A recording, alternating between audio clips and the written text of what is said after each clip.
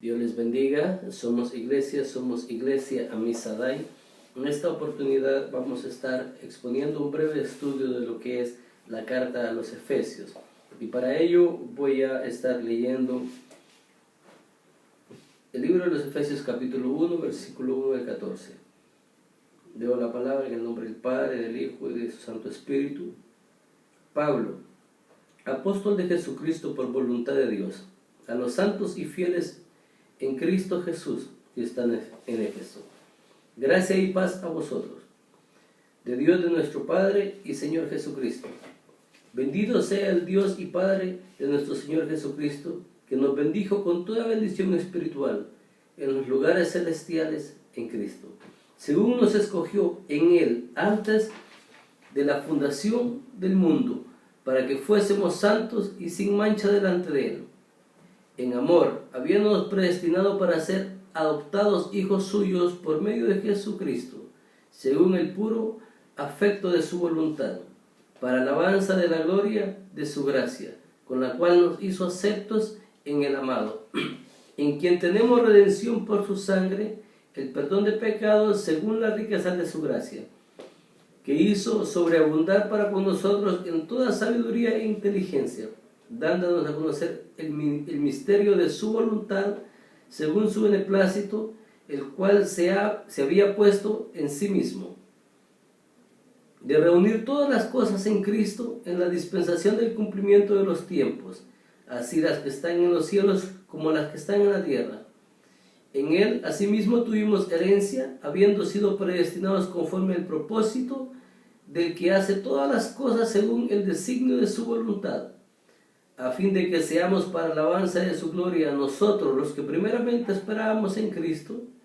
En Él también vosotros, habiendo oído la palabra de verdad, el evangelio de vuestra salvación, habiendo creído en Él, fuiste sellados con el Espíritu Santo de la promesa, y que en las aras de nuestra herencia, hasta la redención de la posesión adquirida para alabanza de su gloria. Padre que estás en gloria, te damos gracias, oh Dios, por tu palabra.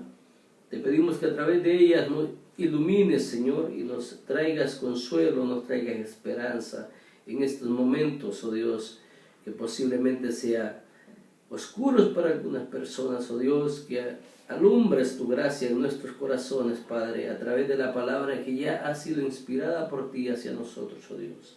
Te pedimos que hables a cada corazón, que santifiques y purifiques, Señor, nuestras vidas a través de tu verdad. En el nombre de tu Hijo amado Cristo Jesús. Amén.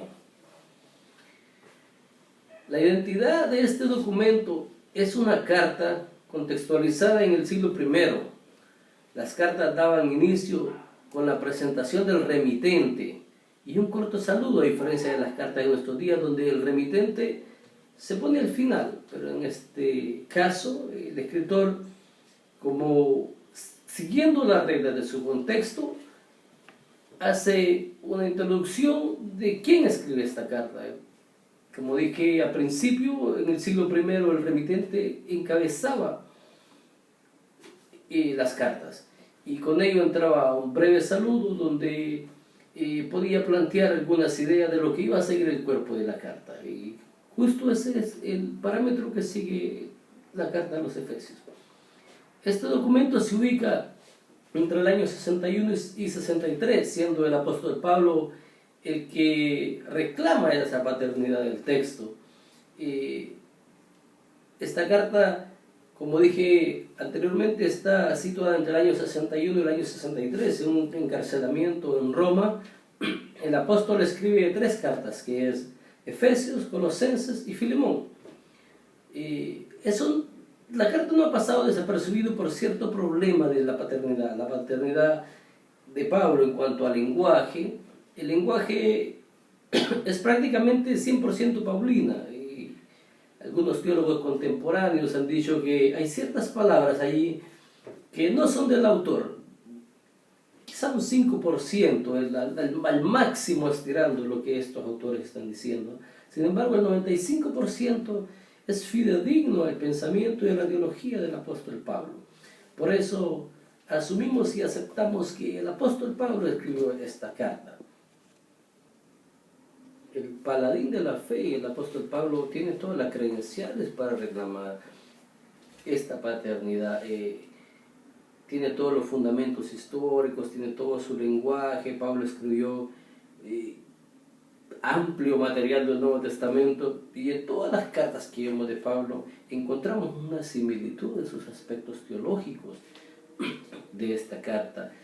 Pero no podemos analizar todas las cartas como que fueran un conjunto. Cada carta tiene su peculiaridad, tiene sus razones de ser, y eso desacredita el pensamiento de ciertos teólogos que están queriendo decir que Pablo no fue el autor de esta carta, porque entonces estamos echando de lado la singularidad de la carta. Sin embargo, hay otros factores que también necesitamos ver acá, y es el problema del título.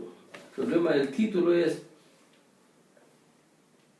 lo encontramos en el versículo 1, y es donde dice a los Efesios.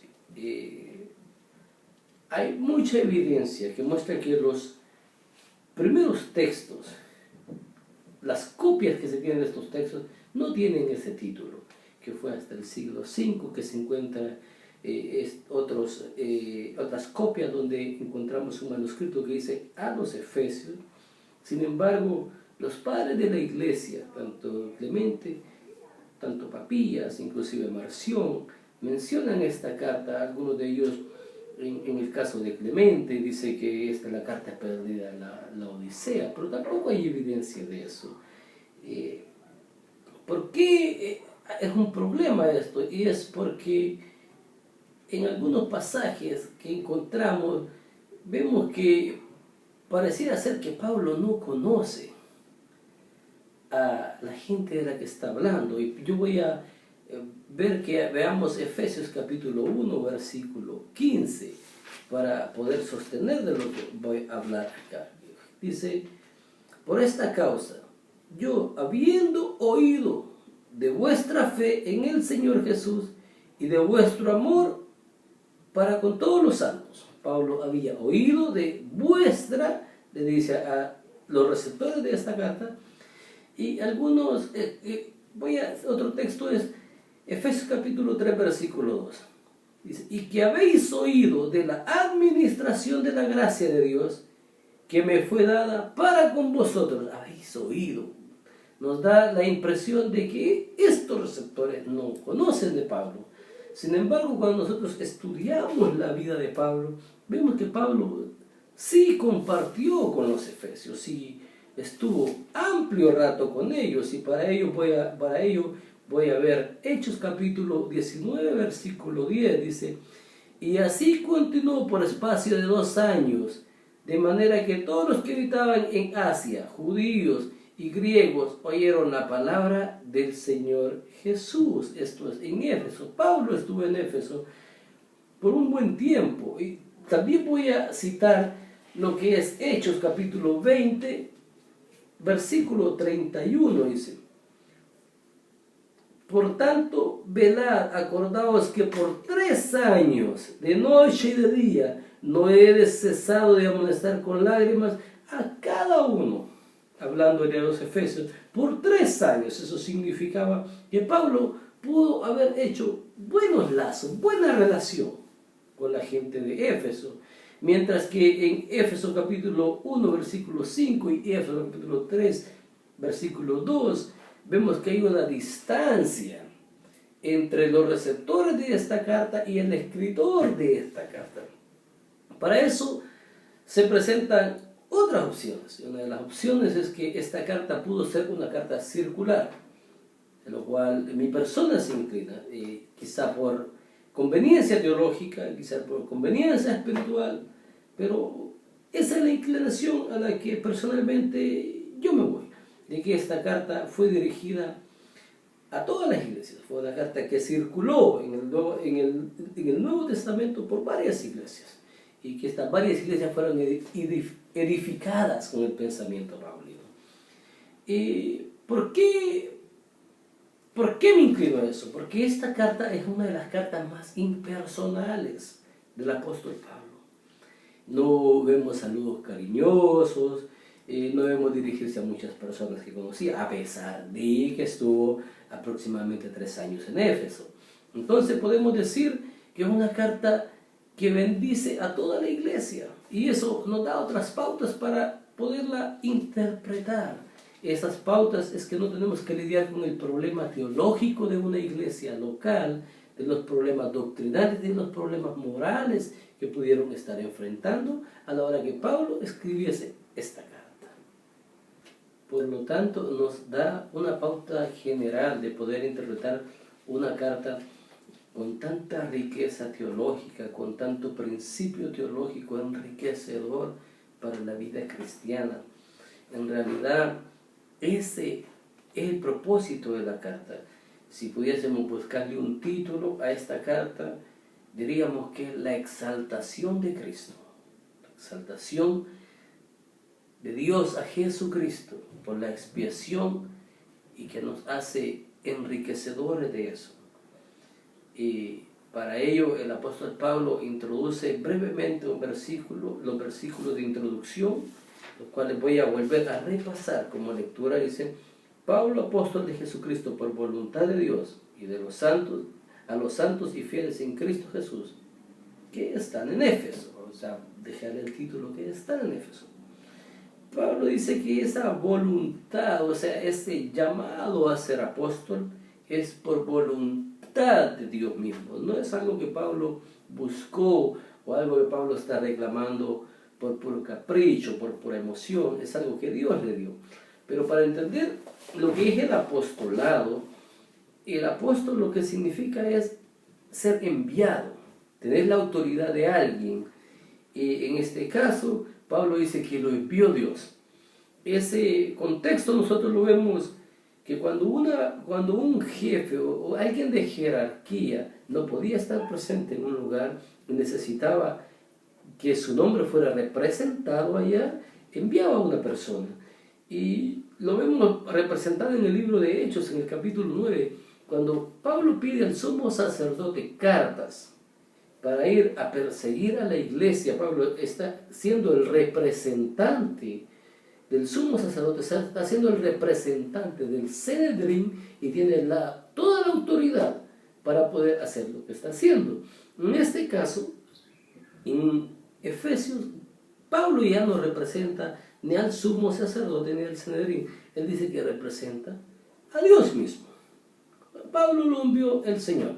Pablo dice: yo, Pablo, apóstol de Jesucristo, está representando a Jesucristo, y dice que por voluntad de Dios, Dios mismo lo escogió para representar a su Hijo, para hacer el llamado por el cual Pablo tenía esta misión. ¿Y a quiénes se está refiriendo Pablo ahí? Dice: a los santos y fieles. Es importante que entendamos cuando Pablo dice a los santos y fieles. Esta santidad y esta fidelidad no está siendo un producto de nuestro propio esfuerzo, porque luego Pablo sienta la base de dónde está sentado esa santidad y esa fidelidad, que es en Cristo Jesús. Cristo Jesús, el que le da la santidad a cada creyente que ha venido a él, y que también le da la fidelidad, o sea, para mantenerse fiel a Dios. Esa santidad se conoce en la teología como una santidad posesional. Nosotros no hemos hecho nada para alcanzar esa santidad. Somos santos por medio de la obra redentora de Jesucristo en la cruz, no por méritos propios. En 1 Corintios capítulo 1, cuando Pablo introduce esa carta, Pablo se refiere, dice, a todos los santificados en Cristo Jesús. Está hablando de santidad posesional. Y luego dice, llamados a ser santos. Está dando lo que es la santidad progresiva. Entonces, la santidad progresiva es un aspecto del diario caminar del creyente en Cristo, de cómo nosotros vamos madurando y peleando con nuestro viejo hombre para ir en una lucha con la nueva creación que somos. Pero la santidad posesional es un aspecto que Dios mismo da al cristiano. No es que nosotros seamos santos por méritos propios, sino que esa santidad viene por la gracia de Dios en nuestra vida. En la misma introducción, Pablo da dos aspectos que también quiero recalcar. Dice, gracia y paz a vosotros. Gracia es el favor inmerecido de Dios, esa santidad posesional de la cual Pablo habla, donde dice a los santos, viene por un don de gracia, no es algo que nosotros hayamos merecido. Jesucristo pagó por ella en la cruz del Calvario. Es interesante que Pablo utilice el término Jesús y Cristo. Jesús se está refiriendo al personaje histórico de nuestra fe, al hombre 100% hombre que caminó por Galilea y que dirigió su ministerio por 3 años y medio hasta la cúspide del Calvario, allá donde para muchos hombres o para muchas personas sería prácticamente la derrota de su ministerio. Sin embargo, Jesús en la cruz con su muerte no patrocina una derrota, sino que patrocina una victoria sobre el pecado. Y eso es gracia derramada en nuestros corazones.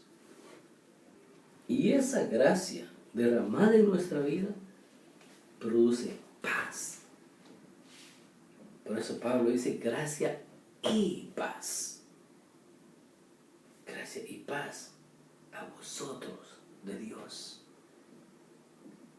La ausencia de esa gracia en nuestra vida debería de producir desesperación, porque la ausencia de esa gracia nos aparta de Dios. Sin embargo, la gracia nos cubre de todo nuestro pecado y ya Dios no nos ve como nosotros somos, sino que nos ve a través de la obra redentora de Cristo Jesús. Y eso produce paz en nuestra vida, produce gozo.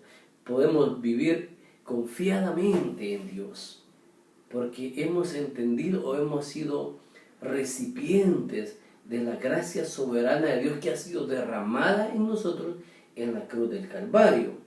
Luego de esa introducción corta, el apóstol Pablo entra con una alabanza de adoración a Dios, una doxología fuerte, y dice: bendito el Dios y Padre de nuestro Señor Jesucristo, que nos bendijo con toda bendición espiritual en los lugares celestiales. ¿Por qué es importante que entendamos ese factor? Porque esa bendición es por Dios y es para Dios y es para la exaltación soberana de Dios. No es por nosotros mismos. Cuando hablamos de la gracia salvadora de Dios, Dios no hizo la salvación por el hombre, lo hizo por sí mismo. El apóstol Pablo introduce esto y presenta la bendición del Padre y de nuestro Señor Jesucristo. Y en esa gloria Él nos bendice a nosotros con todas las bendiciones espirituales. ¿Qué características de bendiciones espirituales podemos ver ahí? ¿Cuáles son los fundamentos? ¿Cuál es el propósito de Dios? El propósito de Dios es la gloria misma de sí. Es la gloria de Dios. El escritor John MacArthur dice que los creyentes recibimos tan inmensa bendición de la mano de la gracia salvadora de Dios. Cuando creemos que merecemos esto, es un concepto erróneo común suponer que el aspecto principal de Dios es la salvación de los pecadores mismos. La base firme de la salvación es para alabanza y gloria de Dios. Nosotros somos beneficiados nada más del resplandor de su gloria, por la razón de que ellos somos redimidos y por lo que fuimos creados para glorificarle a Él. Las bendiciones que nosotros recibimos es que hemos sido aceptos, empezamos a adorarle a Él por el motivo de que la redención de Dios tuvo un lugar y espacio en la cruz del Calvario. Y ese momento histórico nos hace benditos y nos hace aceptos a nosotros. Es una bendición poder alabar a Dios. No estamos hablando de bendiciones materiales, estamos hablando de bendiciones espirituales, que es lo que realmente importa. Entonces estamos diciendo acá que esas bendiciones son para honrar a Dios. Todas las las bendiciones con las que fuimos enriquecidos son producto de ese regalo de gracia y son una herramienta para poder vivir una vida espiritual con Dios. Es más importante la comprensión de esas bendiciones, porque son la honra y la gloria del Padre mismo, el centro del Dios Todopoderoso. El centro de la vida cristiana es adorarle a Dios, es honrarle a Él. Y en esas bendiciones nosotros fuimos benditos en poder adorarle. Cuando nosotros adoramos a Dios, estamos cumpliendo el propósito principal de la creación. Con el pecado nosotros nos habíamos separado del propósito principal de la creación. Y el propósito principal es la alabanza y la gloria de Dios. Cuando una persona nos dice, yo quisiera saber cuál es el propósito de Dios para mi vida, pues bien simple, es darle la gloria a Dios. ¿Cómo puedo darle la gloria a Dios? Honrándole en todo lo que hacemos y en todo lo que poseemos y en todo lo que nos edifica en nuestra vida. El segundo es que Dios nos escogió desde antes de la fundación del mundo para que fuésemos santos, puros y sin mancha. Este es un problema serio. Cuando decimos que Dios nos escogió, entramos en la doctrina de la elección. Dios nos escogió bajo su propio propósito. Nos escogió para poder honrarle y alabarle en un momento determinado de la prehistoria. Antes que todo existiera, antes que los ángeles, antes que la creación, antes de que el primer hombre, antes que todo existiera, Dios determinó la salvación del hombre. Eso se le llama elección. No voy a entrar en un detalle más profundo de esto porque es un estudio un poco más corto y este tema sería para largo. Sin embargo, el propósito de la salvación es por un decreto divino de Dios. Dios es la base fundamental de la salvación y, como dije anteriormente, lo hizo para su propia gloria. La salvación nuestra como seres humanos no es por beneficio nuestro. Eso es fuerte, no es por beneficio mío que Dios me salvó. Me enriqueció con la salvación, pero no es por un beneficio propio. Veamos qué dice Ezequiel, capítulo 36.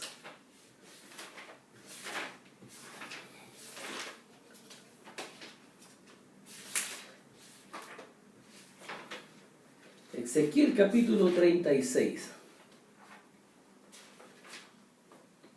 En los versos 22 y 23. Por tanto, id a la casa de Israel.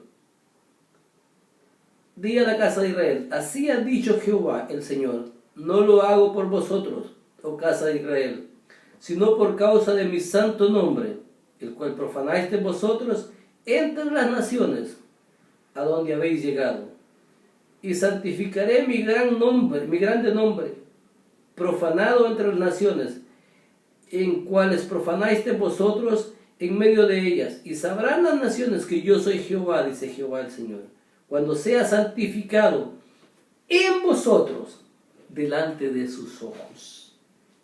A pesar de que la nación de Israel profanó el nombre de Dios, santificó su nombre a través de estas mismas personas que habían profanado su nombre. Nos sentimos muy identificados porque a pesar de no merecer esa gracia, como anteriormente dije, esa gracia inmerecida, Dios nos enriqueció con la salvación. Pero esa salvación tiene su base en su soberana voluntad y es para su propia gloria. Veamos qué dice 1 de Juan capítulo 2, versículo 12.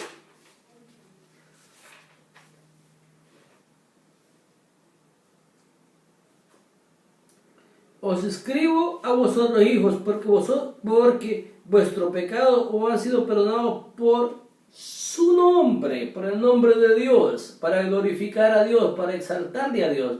Entonces, la base de la elección y la base de que Él nos escogió está basado en la gloria misma, está basado en su soberana voluntad. No es por algo que nosotros hayamos hecho, por algo que hayamos merecido.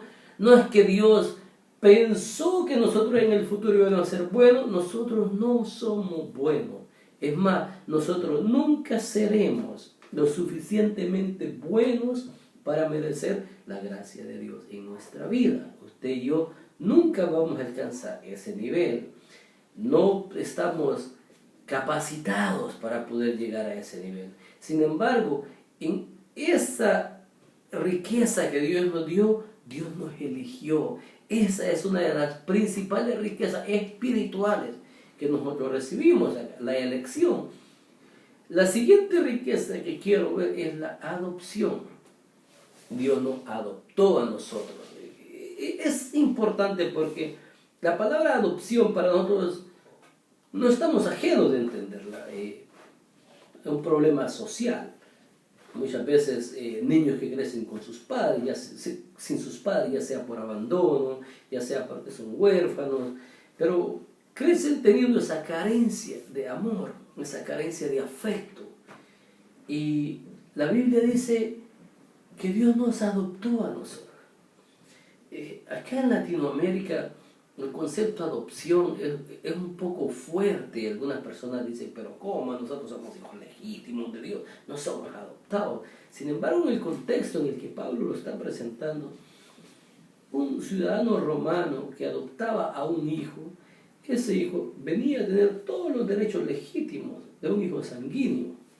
No había ninguna diferencia entre un hijo sanguíneo y un hijo adoptado. Ese es el concepto de lo cual Dios nos está hablando. Dios nos hizo aceptos, teniendo como hermano mayor a Jesucristo, quien también, dicho sea de paso, experimentó el abandono en la cruz del Calvario. Él fue abandonado por el Padre y exclamó, Eloi, Eloi, lama sabactani, ¿por qué me has abandonado? Sin embargo, ese abandono era producto del plan perfecto de Dios para poder hacernos aceptos, ¿no?, nosotros, para poder tener la legalidad de declararnos sus hijos y declararnos justos delante de Él. Y para ello voy a ver qué dice primera de Juan, capítulo 3, versículos 1 y 2. Dice, mirad cuán amor nos ha dado el Padre, para que seamos llamados hijos de Dios. Por eso el mundo no nos conoce, porque a Él no le conoció. Amados, ahora somos hijos de Dios, y aún no se ha manifestado lo que hemos de ser, pero sabemos que cuando Él se manifieste, seremos semejantes a Él, porque le veremos cara a cara. Entonces, resumiendo, dos riquezas. Tenemos la elección. Dios nos eligió a nosotros. Es importante entender que nos elige. Déjenme explicarlo de una manera simple que lo podamos entender. Una persona que no era acepto para ser elegible en algo tan sencillo, una persona que fuese mala para un deporte y fue elegido para ser parte del mejor equipo de un deporte específico y ser parte de eso, parte activa de ese equipo, sería un regalo. Ahora, ¿cuán más grande regalo es ser elegido para ser salvo sin tener ningún mérito? Otra riqueza que hemos expuesto es que nos adoptó, nos hizo parte de su familia, de un solo cuerpo, de una iglesia, de un conjunto, donde nuestro hermano mayor es Cristo Jesús. Y la tercera riqueza la quiero entablar en lo que es el versículo 13 del libro de Efesios. Dice, en Él también vosotros, habiendo oído la palabra de verdad del Evangelio de vuestra salvación, y habiendo creído en Él, fuiste sellados por el Espíritu. El sello era un símbolo de propiedad. Esto es importante para nosotros. Cuando una persona tenía algo de valor, una escritura, alguna joya, tenía su sello. El rey ponía muchas veces su sello para que mostrara que tenía autoridad. El sello que Dios nos ha dado, un sello de garantía, que nosotros somos propiedad de Él. El escritor Max Lucado, en uno de sus libros, habla de la venida de Cristo. Y él no es un estudio profundo de escatología, es un estudio inspirador en cuanto a nosotros los cristianos tenemos que tener esa esperanza bienaventurada de que Cristo va a volver a venir y que nosotros somos parte de ese momento histórico. Y él, para simplificarlo, utiliza algo que me impactó mucho. Dice que cuando las personas que rescataron el barco, el Titanic, de la profundidad, hicieron la primera expedición, estaban a punto de sacarlo, estaban ya trabajando en eso, y vino un huracán. Y le dijeron, tienen que salir, no hay espacio para poder sacar esto. No hay espacio para ustedes poder llevar a cabo esta misión. Y la persona a cargo puso su firma en el barco, comprometiéndose de que él iba a volver a regresar ahí. Ahora, 6 meses más tarde él regresa por esa misión que tuvo que abortar en ese momento. Si eso es inspirador en algo humano, que por muy grande que haya sido, el sacar al Titanic del fondo del mar no se compara con la esperanza de ser rescatados y ser redimidos y ser exaltados en Cristo Jesús. Y nosotros tenemos ese sello de garantía en nuestra vida, que es el Espíritu Santo. El Espíritu Santo nos lleva a nosotros a tener una esperanza segura en Dios. No es una fe sin fundamento, es el fundamento que está cimentado en la obra redentora de Cristo Jesús con su muerte en la cruz, con la garantía de que hemos sido sellados por Él para volver nuevamente por nosotros. Entonces, todas las bendiciones espirituales con las que hemos sido enriquecidos no se comparan con las riquezas que estamos a punto de alcanzar. Por lo tanto, esta vida que nosotros tenemos ya no nos pertenece a nosotros. El dueño de nuestra vida es quien nos selló. Y el apóstol Pablo en Gálatas dice, ya no vivo yo, vive Cristo en mí. Y lo que ahora vivo en la carne, lo vivo en la fe también. Entonces las preocupaciones de las cosas pasajeras no deben de ser parte de nuestras preocupaciones. Tenemos que preocuparnos por un futuro, lo cual Dios nos ha prometido y lo cual Dios nos ha garantizado en esas riquezas espirituales con las cuales nos ha bendecido.